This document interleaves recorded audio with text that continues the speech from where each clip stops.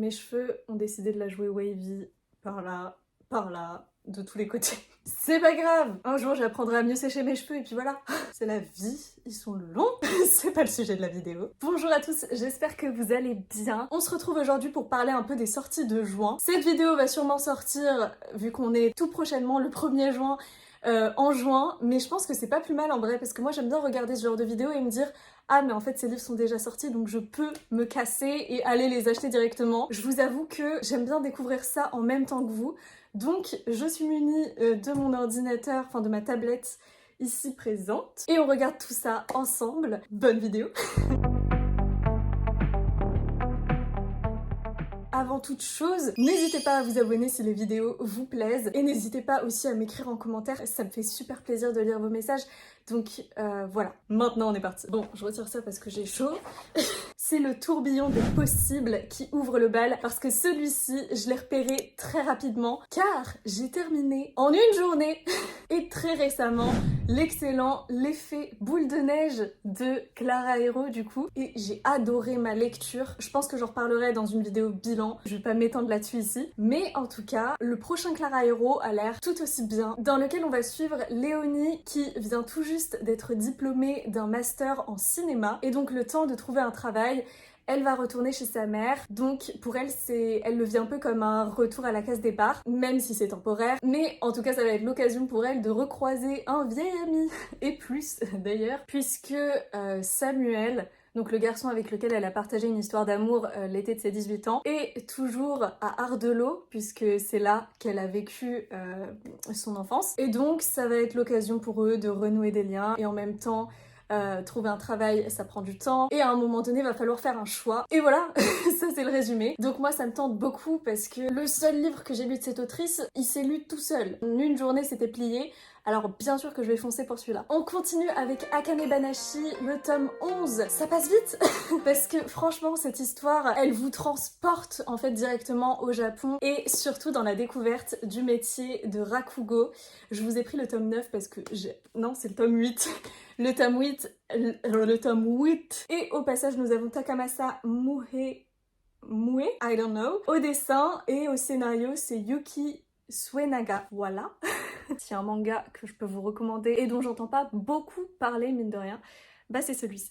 Ensuite, on va avoir le tome 1 du Roi Berger, Une fenêtre sur les ténèbres, qui est écrit par Rachel Gillig et qui va sortir en poche. Donc c'est super cool, je trouvais plus la version collector nulle part, à part d'occasion. Donc là, c'est l'occasion de foncer découvrir cette histoire. Je suis trop contente de cette sortie poche. I share. Et oui, je vous fais pas de résumé parce que je n'ai pas envie tout simplement de connaître le résumé. Mais en tout cas, ça a l'air très très chouette. Voilà. On va partir sur un tome 2. J'ai pas lu le 1, j'ai vu de très bons retours. Il me donne tellement envie, mais juste la couverture, en fait, j'ai pas besoin de plus. Regardez. C'est juste... On s'en prend plein les yeux. Je vous parle donc de la sortie du 2e tome de la trilogie de la bibliothèque de Mark Lawrence, le livre qui brisa le monde. Écoutez, est-ce qu'on a besoin de plus que de savoir que ça se passe dans une bibliothèque et que ça a l'air franchement immersif et intelligent, donc moi je prends. Ensuite, on a la sortie d'un 1er tome qui promet un voyage en Arabie. Je vous parle du tome 1 de la trilogie de la mer de sable, Le voleur d'étoiles, écrit par Chelsea Abdullah et publié chez Sabran. Dans cette histoire, on va suivre une marchande de minuit. Qu'est-ce qu'une marchande de minuit? Je ne sais pas. Mais elle est accompagnée de Kadir. Kadir, son djinn, qui la protège donc depuis son enfance. Et cette jeune femme, que je n'ai pas nommée, quel est son nom? Louli. Louli œuvre dans la clandestinité et donc pour survivre, elle vend des reliques magiques. Mais son don pour trouver ces artefacts attire le sultan. Attendez, est-ce que j'ai bien lu? Oui, c'est ça. Oh, ok. On est sur une réécriture de conte presque. Qui donc va la contraindre à aller chercher une certaine lampe magique. Il y a moyen qu'il y ait un génie dans l'affaire. Oh, et c'est trop bien en fait, parce que du coup c'est une femme qui va se rendre, voilà, à la place d'Aladin, nous chercher cette lampe. Et il y avait une histoire avec des 40 voleurs. J'avais lu des présentations de personnages, sur Instagram, donc franchement ça promet. Il y a tout un panel de personnages, et donc encore une fois ça a l'air beaucoup trop chouette. J'espère que ce sera à la hauteur. Ok, je viens de trouver une comédie romantique qui a l'air super fun. Ça s'appelle Les mecs parfaits se trouvent en altitude. Ça sortira aux éditions Nathan, et c'est écrit par Adèle Ninet, avec un Y comme Pierre Ninet, mais avec un A. Dommage. Et donc on nous dit, dans cette romance d'été pétillante, on va suivre Iris, 20 ans, qui s'est jurée de ne plus tomber amoureuse depuis qu'elle a connu Kylian, un garçon, nous dit-on, très musclé et possessif. Donc, pour se changer les idées, elle va partir avec sa meilleure amie Fatou pour être monitrice de colo dans les alpages. Donc elle est contente, ça va lui faire du bien, elle se débarrasse de son mec. Et le jour du départ, mauvaise surprise, le gars fait en fait partie de la colo. Oh mon dieu. Ah ouais, ça part en cacahuète cette histoire. Et en fait, donc ils vont se retrouver quand même. Sa pote, elle est secrètement amoureuse du directeur de la colo. Qu'est-ce qui pourrait mal se passer? Ok, au-delà de la romance, l'autrice aborde avec finesse des sujets de société comme le racisme et les inégalités sociales. Un livre parfait pour les lecteurs-lectrices en quête d'émotions et d'évasion. D'émotions fortes et d'évasion. Ok, je note. Il a trop éveillé ma curiosité là, ce livre. On poursuit avec, tiens, un livre de pirates que j'ai vu passer partout. Le chant des voiles. En vrai, ça a l'air sympa. C'est une petite histoire où on va retrouver une jeune fille, si j'ai bien compris, qui s'appelle Lucas, qui a toujours rêvé de naviguer sur l'océan et finalement de quitter la misère dans laquelle elle a grandi. Donc elle va se rendre sur un bateau. Elle va intégrer l'équipage du capitaine Maître Coq, Axel. Et donc elle va devoir faire face au sexisme, à une superstition légendaire, nous dit-on. Il y a plein de superstitions de marins en vrai, non? Les lapins... Ah, en fait on l'a enrôlée pour une raison particulière, mais elle ne sait pas encore laquelle c'est. Du coup, elle est bien déterminée à percer tous ces petits mystères, ça a l'air vraiment cool, vraiment chouette. Je sais pas si je vous l'ai bien vendu, mais franchement, faut le prendre comme une aventure en mer avec une jeune femme qui est déterminée et qui compte bien lever le voile sur tous les mystères qui entourent son expédition. Donc franchement, écrit par Tiff, j'imagine que c'est son pseudo. Et alors là, pour le coup, il n'y a pas de maison d'édition qui est précisée, donc écoutez, mystère. Ensuite, nous partons pour d'autres horizons. Il y a rien d'autre qui me tape à l'œil là. Ah si, allez, je balance l'info parce que franchement, celui-là, il me fait de l'œil depuis longtemps. Il y a Marie Aude-Muraille qui a écrit Sauveur et Fils il y a plusieurs années de cela. Je sais pas si vous le connaissez celui-là, mais en tout cas, c'est un livre qui a l'air très poignant. Enfin, oui, poignant parce qu'on va suivre un psychologue et son fils, donc Sauveur et son fils. Surtout Sauveur finalement qu'on va suivre entre ses thérapies et puis sa vie personnelle. Il est possible qu'il y ait des petits changements au niveau du cadrage, j'avais plus de batterie. En tout cas, j'étais en train de vous parler de Sauveur et Fils en vous disant que voilà, c'est un livre qui me tente beaucoup. Et là, il sort en poche, il était temps.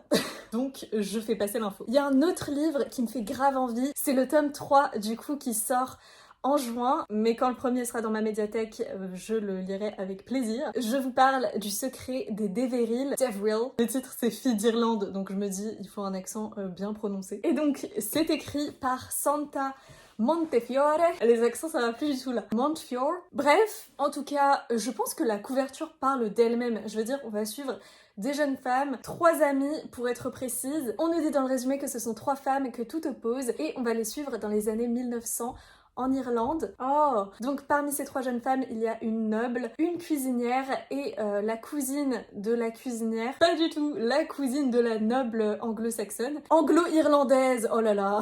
Donc ces 3 jeunes femmes ont grandi ensemble dans le château Deveril et donc on les suit. Voilà, le tome 3 sort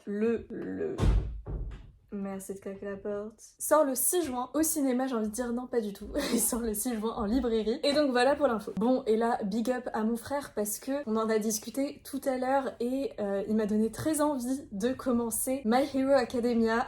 Ouais. J'arrive après la bataille, mais il y a le tome 14. Attendez, non pas du tout, le tome 42 qui sort là en juin le 5. C'est un manga qu'on ne présente plus, mais vraiment pour la faire courte, on va suivre Izuku qui va se retrouver... Non, j'ai même pas envie de dire ça, j'ai l'impression que je vais spoiler, mais en tout cas il va se retrouver dans une école de super-héros et on a des personnages voilà, qui sont apparemment très bien approfondis, fouillés, et une histoire prenante. Voilà, c'est un shonen qui fait beaucoup parler, donc je me dis pourquoi pas le lire avant d'aller à la Japan Expo. D'ailleurs, puisqu'on est en train de parler de manga, je vais quand même vous préciser que Pandora Hearts, le tome 3, donc c'est vous savez, les volumes collecteurs qui vont regrouper plusieurs volumes, enfin 2 volumes, toujours écrits et dessinés par Jun Mochizuki. Et ces sublimes couvertures qu'on retrouve en fait dans les artbooks, il y en a, il est juste là en face de moi. C'est une série que je vous ai déjà présentée, donc je vous renvoie à mes dernières vidéos. C'était il y a un petit moment, mais bon. Mais vraiment, je crois que les titres des romances, c'est les titres les plus iconiques. Genre là, c'est Comment j'ai fini par l'épouser, Château pompier et faux cocotier. Attendez, je suis sûre que tout le monde veut savoir de quoi parle Château pompier. Voilà, nous allons le savoir. Alors, ça sort le 4 juin. C'est écrit par Nathalie Sullivan. Les éditions, voilà, ça charge, mais c'est Les Cloches de Neigeval. Voilà, il m'a fait tout bugger. C'est une histoire d'héritage. En fait, on va suivre Capucine, qui, nous dit-on, vit tranquillement dans sa ville natale jusqu'au jour où elle va apprendre qu'elle va hériter d'un château. Et donc, elle reçoit la convocation chez le notaire pour sa succession. Sauf que Louis, pompier de profession, a lui aussi reçu cette convocation et donc en fait ils sont co-héritiers. Ah, c'est trop bizarre. Et donc en fait Louis a vécu dans ce château. On nous dit ce château représente seulement de mauvais souvenirs pour Louis. Capucine y voit une chance incroyable de faire vivre le patrimoine de sa ville entre incompréhension et cohabitation hésitante. La pétillante Capucine n'est pas au bout de ses surprises et sa rencontre avec Louis pourrait bien faire des étincelles. Oh, c'est totalement le genre d'ouvrage sans prise de tête qui peut se lire très rapidement. Et en tout cas, vous avez l'info et on passe à la suite.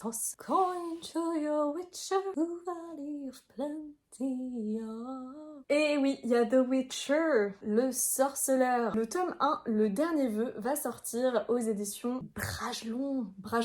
Sortira une édition collector du sorceleur. Voilà, je dépose ça là également si ça vous intéresse. Et c'est écrit par Andrzej... Mais non! C'est écrit par Andrzej Sapkowski. Voilà, prononciation difficile. Oh, je suis obligée de conclure sur une romance qui a l'air trop fou. Don't Stop the Music, qui va sortir en poche en fait, et qui est écrit par Dana L. Davis et publié aux éditions Ozu. Ah, je suis éclairée de façon étrange. On dirait que je vais vous raconter un truc d'horreur, pas du tout. Dans cette histoire, on va suivre Dylan et Langston, qui s'étaient jurés de rester amis pour toujours. Mais ça, c'était avant que Langston parte pour New York. Langston est devenu legendary, le gars est devenu une méga star internationale, pendant que Dylan, elle, prépare son concours d'entrée à l'école de musique et fait comme s'il n'avait jamais existé. Alors, quand Legendary va revenir d'entre les morts, non, quand ils vont se retrouver, eh bien, ça va pas bien se passer. Sauf qu'on nous dit que Langston s'y connaît en musique et qu'il pourrait l'aider pour son concours, mais il a une condition, l'enfoiré, c'est qu'ils doivent réaliser la bucket list qu'ils avaient écrite il y a 10 ans. Voilà, ça a l'air trop bien, trop mignon. Let's go lire ça pendant l'été et en reparler tous ensemble. Est-ce qu'on conclut là-dessus? Je pense. En vrai, ça fait longtemps que je parle là, non? Oh, il y a un petit livre là, ça s'appelle... On n'a pas de résumé, du coup je vais aller très très vite, mais il s'appelle Lady Orgueil et Mister Préjugé.